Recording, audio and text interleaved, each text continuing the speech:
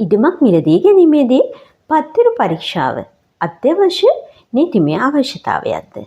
ඔබ දන්නා හඳුනන විශ්වසනීය පුද්ගලයෙක්ගේ ඉඩම මිලදී ගන්නවා නම් පත්තිරු පරීක්ෂා නොකළාට ගැටලුවක් නැද්ද?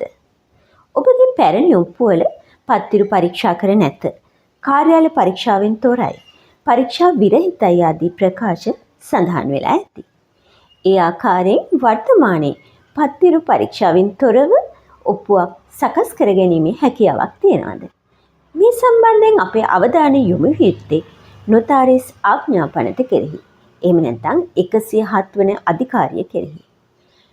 නොතාරිස්වරයෙකු පිළිපැදිය යුතු රීති සඳහන් වන 31 වගන්තියේ 17 වන උපවගන්තියේ සඳහන් වෙනවා ඉඩමක් සම්බන්ධයෙන් ඔප්පුවක් ලියා අත්සන් කිරීමට පෙර ඉඩම් ලියාපදිංචි කිරීමේ කාර්යාලයේ පොත් ලේඛන සෝදිසි කළ යුතු බව.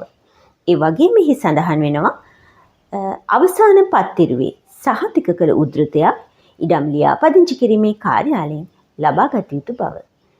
ඒ වගේම නව ඔප්පුවේ අවසාන පත්තිරුවේ අංකය මුද්‍රණය කළ යුතු බවත් සඳහන් වෙනවා.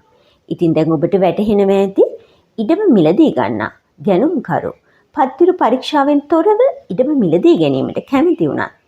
නොතාරිස්වරයෙකුට පත්තිරු පරීක්ෂාවෙන් තොරව ඔප්පුවක් ලියා අත්සන් කිරීමට නීතිමය හැකියාවක් නොමැති බව.